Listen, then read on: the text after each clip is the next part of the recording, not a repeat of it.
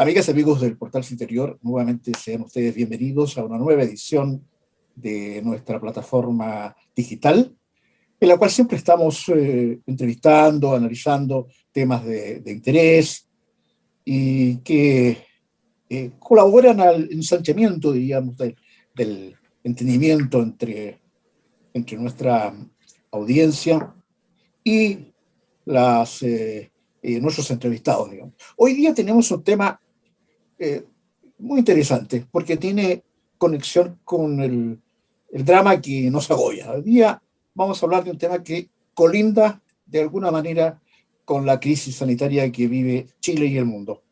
Vamos a hablar de estas responsabilidades que tienen factores anexos a la pandemia y que están relacionadas con los virus, ¿no? Y particularmente con los animales. Entonces, es un tema que tiene que ver con los murciélagos, incluso, ¿no? Que tan de moda esos animalitos que a veces la, la, la, prensa internacional, algunos comentarios de científicos, relacionan directamente como vector directo de esta materia. Para ese efecto tenemos un invitado, queridas amigas y amigos, realmente de importancia. Dudo que pudiésemos haber conseguido a alguien mejor. Nos referimos a que nos visita un biólogo. Nos estamos refiriendo al profesor José Yáñez Valenzuela. José Yáñez Valenzuela, para quienes lo conocen, no lo conocen aún, es un biólogo de la Facultad de Ciencias de la Universidad de Chile. Tiene posgrados en biología del conocer y la comunicación humana.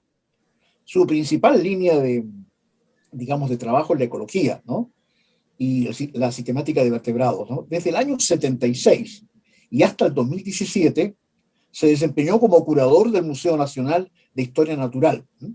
Correspondiéndole ser el jefe del área de zoología, jefe científico del museo y finalmente curador senior de esa prestigiosa institución. Ha sido docente en las universidades de Chile, Católica, Mayor, Autónoma, Iberoamericana y de Santiago también tengo entendido, la Universidad de Santiago. Muchas investigaciones tienen otros invitados tanto del territorio nacional como antártico, como americano, insular, etc. Más de 260 trabajos en revistas nacionales y extranjeras. Hay uno que nos interesa particularmente y que publicó, entendemos, hace poco, y que se refiere a los murciélagos de Chile. Esa es la persona con la cual el perfil más o menos muy esbozado, porque tiene un currículum impresionante, profesor, de la persona que nos visita, el profesor José Yáñez Valenzuela. Muy bienvenido al Portal Exterior y muchas gracias por aceptar nuestra invitación. Te agradezco la invitación, Paulino. Muchas gracias y a tu disposición para conversar sobre temas que nos atañen a todos. Bueno, claro. Profesor, bueno, aquí hay, no sé, este es un tema muy... no quiero asustar a nuestros amigos. Tenemos al frente a un científico, pero le hemos pedido que achique su vocabulario y su entendimiento para que todo el mundo lo entienda, porque hay mucha gente interesada en este tema de la crisis y relacionada con la crisis sanitaria, pero relacionada con los efectos que tiene en el medio ambiente, o sea, en el cambio climático, ¿no? Cómo se va urdiendo esta trama de la relación esta. Usted ha dicho, profesor, en algunas entrevistas que hemos visto, que sí es posible que animales hayan sido los portadores de este virus, ¿eh? Particularmente, probablemente se refiere también a los murciélagos, pero usted ha dicho que sí. O sea que esa relación es probable que el portador del virus sea específicamente el murciélago u otros animales. ¿Cómo empezamos a darle vuelta a este asunto, profesor? ¿Eh? Perfecto. Efectivamente, hay muchísimas enfermedades que son, digamos, portadas por animales y que pasan a los seres humanos. Zoonosis se llaman. Y estas zoonosis a veces son tremendamente graves, como el caso que estamos viviendo ahora. Otras veces han sido más leves, otras veces pasan desapercibidas. Pero hay muchas enfermedades en que son los animales los vectores. En el caso del coronavirus que produce la enfermedad del COVID-19, En este caso, claro, como se ha destacado la gravedad que tiene para la humanidad, se ha tratado de averiguar de dónde viene, cuál es el factor de dónde se desencadenó hacia los humanos. Esto ha pasado varias veces, especialmente a lo largo del siglo XXI.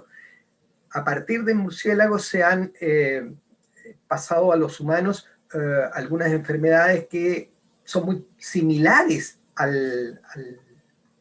la actual pandemia, y hay otras que no producen digamos, la sintomatología pulmonar que produce esto, sino que producen otras, como encefalitis o como cosas por el estilo.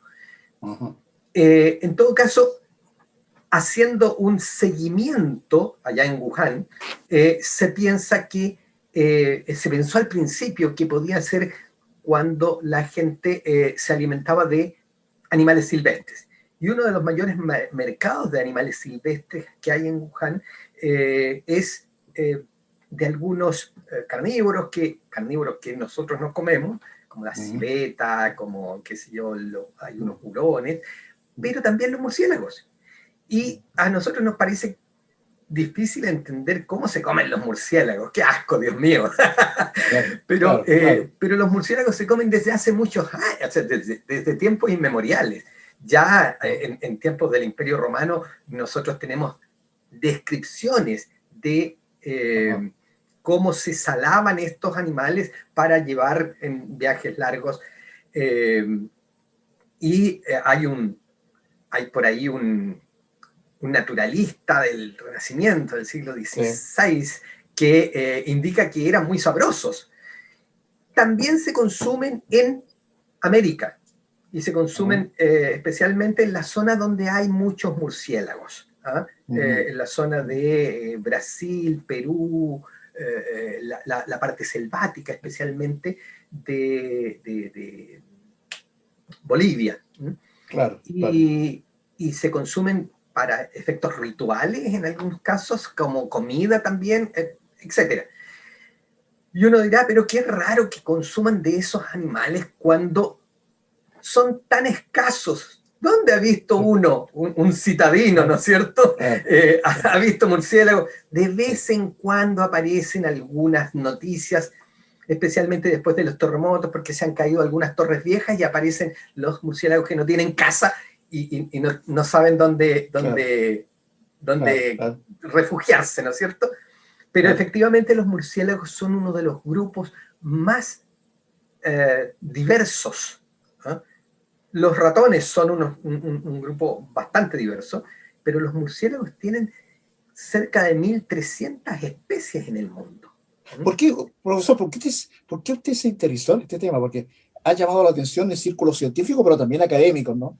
Y periodísticos, el que investigadores, entre ellos usted, se preocupen de este tema, específicamente de los murciélagos, probablemente como consecuencia de esta crisis sanitaria, ¿no? Pero es un animal extraño, ¿eh? La gente tiene como sentimientos encontrados respecto a los murciélagos. Claro.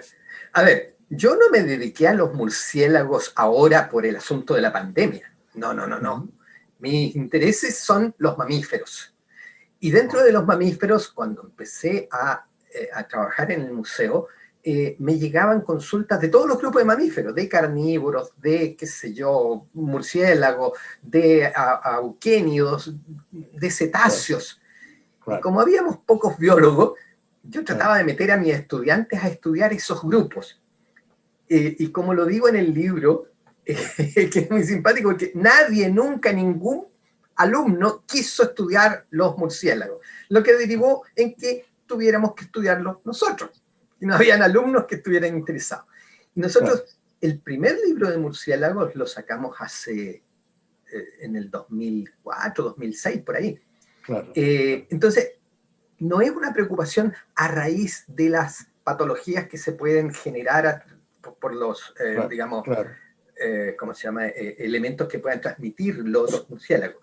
Pero la versión moderna sí es reciente, digamos, la actual. Sí, la versión actual, para que vea usted, qué interesante esto. nosotros sacamos en el 2006, me parece, un libro sobre murciélagos de Chile. Después de 15 años de investigación y últimamente, en estos últimos 10 años, ha habido harta investigación sobre murciélagos. Tanta que el libro del 2006 quedó obsoleto, en el sentido de que nosotros detectábamos 11 especies en Chile de murciélagos y ahora tenemos 14. Entonces, ¿y dónde estaban las otras? No había habido estudios suficientes, no se había chequeado en distintas partes. Se aumentó la distribución geográfica de algunos de ellos.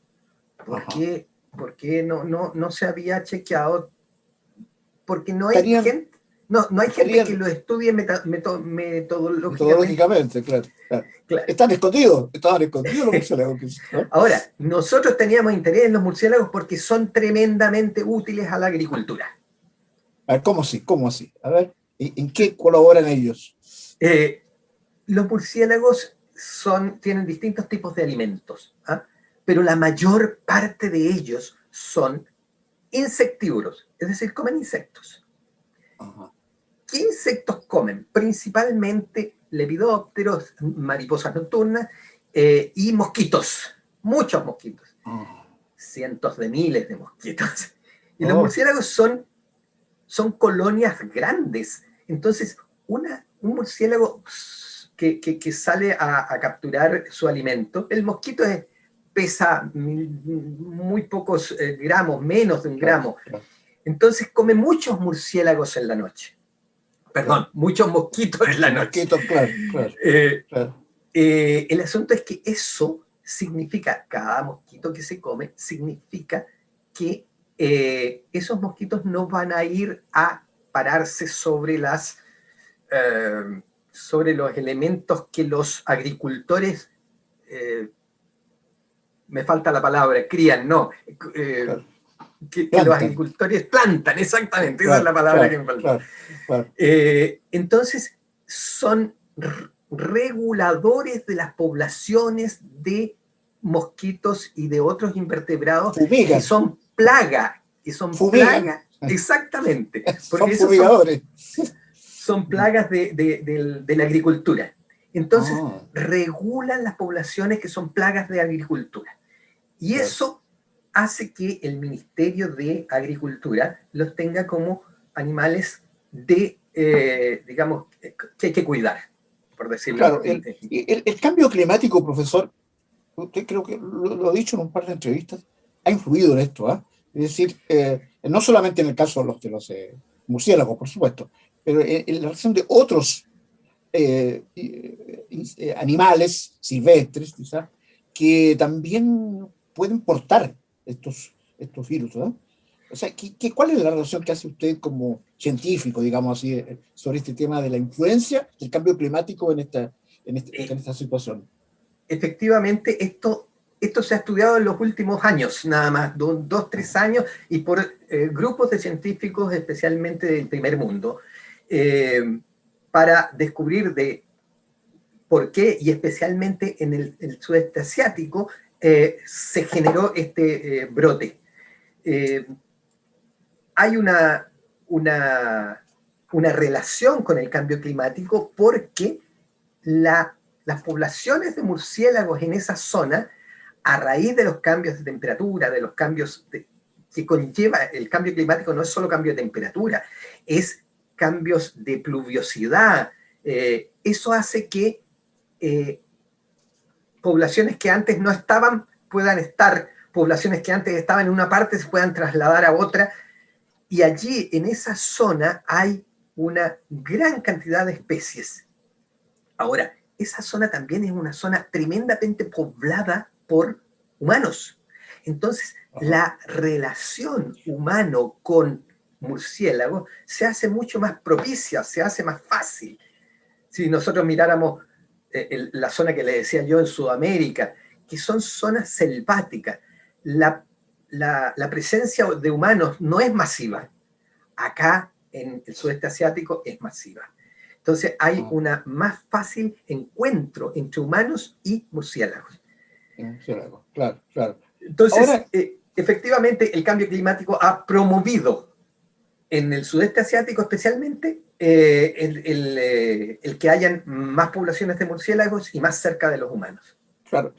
Usted, profesor, lo hemos dicho en su currículum, parte de su currículum, muchos años en el Museo de Historia Natural, eh, seguro que está compenetrado, sabe cuál es el apoyo del Estado, digamos, de la sociedad, respecto de su trabajo de investigación y el de otros colegas suyos. Entonces, la impresión que uno tiene, a través de otros ejemplos, es que el Estado chileno le proporciona muy poca asistencia financiera y de otro tipo a la investigación. Aquí se habla de que inversiones, pero mínimas en ciencia en general, mínimas. Estamos hablando del 0,38%, tengo entendido por ahí. Efectivamente. Este es un problema crucial, profesor, ¿no? Problema crucial. Paulino, por favor, no me hagas llorar. Efectivamente, como bien dices tú, es cerca del 0,38% del Producto Interno Bruto. Y si uno mira países como Argentina, Brasil, tienen 3 veces eso. Pero si uno mira los países desarrollados, tienen 10 veces eso. ¿Ah? Y se ha pedido insistentemente, pero la última década, y no se ha aumentado ni un punto. ¿No? Se pide más financiamiento para ciencia y tecnología, y ciencia y desarrollo.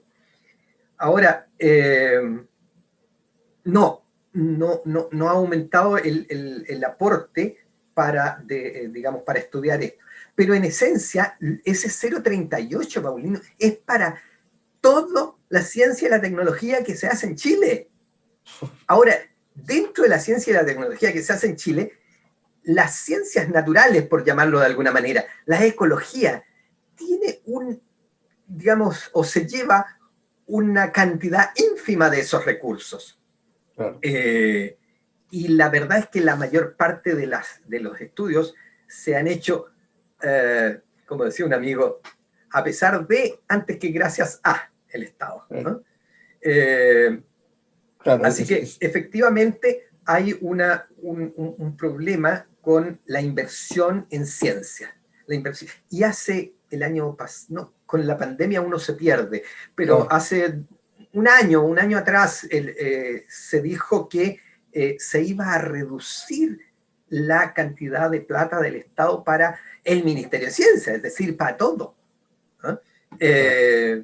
Y uno dice, pero si lo que necesitamos es aumentarlo. Afortunadamente después esa reducción no quedó en nada, pero se propuso. Entonces uno dice, si nosotros queremos salir del subdesarrollo, lo que tenemos que hacer es empujar los estudios en ciencias, porque es el único camino de cerrar, la única manera de cerrar la brecha entre desarrollo y subdesarrollo. Y eso se viene diciendo desde que yo era estudiante, en el año 70 se decía eso, y se ha venido diciendo durante un montón de décadas, y no sé, yo no creo que no haya conciencia. Yo creo que hay conciencia, pero como siempre, lo urgente no deja paso a lo importante. Claro, claro. Se pierde todo el problema político, el desarrollo en otras áreas. Y profesor, hemos acá en Portal Citerior entrevistado a algunas personas, algunos científicos también, o personas muy vinculadas a la ciencia, y claro, se quejan de la contaminación, se quejan de todos los efectos posibles de esta carencia o insuficiencia con que trata el Estado el tema de la investigación. Usted mismo hace un estudio sobre los murciélagos, muy importante para la ciencia, quizás lo hace con los recursos mínimos, ¿eh? Con los mínimos. Entonces, le surge a uno la pregunta, profesor, ¿cómo incentivar al Estado chileno a que tome en serio este problema? Ahora con esta pandemia, sobre todo, profesor, en donde se ve que hay, por ahí leí, por ejemplo, que una concentración de energía al interior de la Tierra hace que muchas especies animales que viven más en profundidad salgan a la superficie, ¿no? Y se empiecen a invadir terrenos que antes le eran vedados. Entonces, cómo incentivar al aparato del Estado para que prevea este peligro para la salud humana. ¿Qué opinión le Mira, merece eso? yo creo que hay una... No quiero ser, no quiero ser, no grosero, sino Dígalo nomás, profesor. crucificar al Clasificar. Estado. ¿Ah? No quiero Claro. crucificar al Estado. Si uno piensa en, digamos, en el año 50, el medio ambiente no tenía ni una relevancia. Eh, lo que decía usted recién, mi querido amigo, la contaminación no tenía ninguna relevancia, nadie le importaba eso. Eh, de hecho, las chimeneas humeantes eran un sinónimo de desarrollo, ¿ah? Porque era la industria la que producía. Sin embargo, desde la década del fines del 70 y de ahí para adelante, ha habido un desarrollo de la conciencia ecológica, de la importancia que se le debe dar a la relación que hay entre los hombres y la biosfera. Antes no se preocupaba de eso, pero se empieza a dar cuenta de los, digamos, de los desastres ambientales, a través de desastres ambientales que el hombre ha ido tomando conciencia. Y tuvimos ¿cómo se llama? La cumbre de Río, y antes tuvimos Estocolmo, y después Río más 5, y después Río más 10, y hemos llegado hasta hacernos cargo del calentamiento global en estas cumbres del clima. Pero tú ves que en París se dijo, bueno, no tenemos que pasar de 1,5 grados más de lo que tenemos ahora, etc. Y las grandes potencias dijeron, yo no firmo eso. ¿Ah? Claro. Yo no transo el desarrollo económico en función de la protección de la biosfera. Y es perfectamente legítimo hacerlo. Lo que sí tenemos que hacer es hacernos cargo de las consecuencias. Y hacernos cargo de las consecuencias es lo que pasa ahora. Esta es una pandemia que tiene que ver con el calentamiento global. La gente no lo dice o no hace la relación, pero sí. Entonces Tiene que ponemos ver. el grito en el cielo ahora y tratamos de poner parches con vacunas, etc. Si hubiésemos hecho investigaciones previas y hubiésemos previsto esta circunstancia, muy probablemente la pandemia habría sido más acotada y habría sido más controlada, etc. Pero la verdad es que ha habido un gran avance, pero no es suficiente. Y ese es Claro, el claro. problema. Profesor, yo quisiera aprovecharlo a usted en función de los intereses de la audiencia, que es una audiencia no solamente a nivel nacional, sino que nos siguen algunos amigos y amigas en el extranjero, que hablan en español, para hacerle la pregunta del año, ¿no?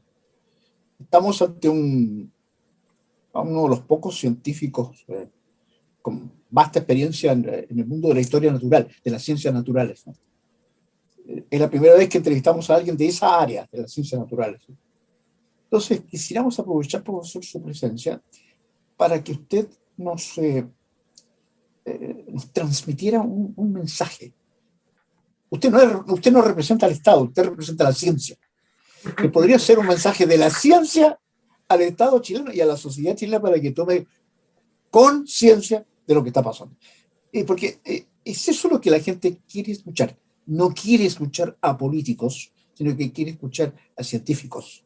Porque ahí está, en la ciencia está la eventual solución a estos problemas. ¿Cuál sería su mensaje, profesor? No es fácil, Eh, no es fácil.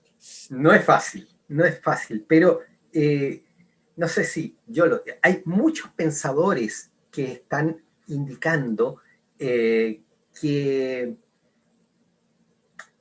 debiéramos ir por un camino de recuperación de la confianza de la humanidad en las medidas que nosotros mismos podamos tomar, ¿ah? Y que por un lado, ¿cómo se llama? Lo que nos afecta directamente y que pudiéramos solucionar la crisis sanitaria en que estamos metidos. Pero si nosotros solucionamos eso, vamos a seguir metidos en una crisis con la biosfera. Lo que tenemos que hacer es ¿cómo llamarlo? Una especie de nuevo trato de humanidad-biosfera. Hace poco tiempo, pocos días, murió Humberto Maturana. Yo estudié con Humberto Maturana durante mucho tiempo, hice mi tesis con él, etc. Y él decía en unas entrevistas hace poco la importancia que tiene la relación organismo-nicho. La relación organismo-nicho es una cosa que se da en un continuo devenir. Nosotros hemos desarraigado a las personas de su entorno y las personas no tienen conciencia de que si se seca un humedal se le va a acabar el agua en el caño del baño. No tienen conciencia que si le echamos un montón de insecticidas para que los mosquitos no se coman las cosechas, que eso va a tener una repercusión en su propia vida. Hay una falta de entrelazamiento de lo que nosotros somos con lo que nuestro entorno es, y es una unidad. No es el entorno por allá que tenemos que cuidar porque es bonito, porque somos nosotros, como dice mucha gente, somos ecológicos, que es una horrible forma de decirlo. No, nosotros somos una unidad con el ambiente y debiéramos, si queremos nosotros mantener una viabilidad como población humana, tenemos que tener una relación, un nuevo trato con el entorno. Entonces, y nuevamente, como siempre se llega, Paulino, ¿cómo se hace eso? Educación. La palabra mágica es educación. Educación. Nuevo, me quedo con su palabra, profesor. Nuevo trato con el entorno. Me da la impresión de que también el profesor Maturana, con el cual también le hemos rendido un homenaje, que en las páginas de Portal Interior, estaba en esa corriente, obviamente. Usted lo conoce mucho más, más que nosotros. Nuevo trato con el entorno. Ese es un mensaje que nuestro invitado, profesor José Yáñez Valenzuela, es un biólogo de la Facultad de Ciencias de la Universidad de Chile, tiene posgrados en Biología del Conocer, y autor de un libro muy interesante que se los recomendamos a nuestras amigas y amigos respecto de los murciélagos. Profesor, muchas gracias por haber aceptado esta invitación para los amigos de Portal Interior. Muchas gracias por estar con nosotros. Te agradezco la invitación y ha sido un placer conversar en directo contigo. Yo te había escuchado muchas veces en tus trabajos anteriores de entrevistas. Muy amable. Muchas gracias, profesor. Y ustedes, amigos del Portal Interior, nuevamente nuestro agradecimiento por su lealtad, por su constante audiencia con nosotros, y ya estaremos en el futuro muy, muy cercano conversando con invitados de tanto prestigio y tanta importancia como el que hemos tenido. Adiós, amigos, adiós, profesor, hasta otra oportunidad. Hasta pronto.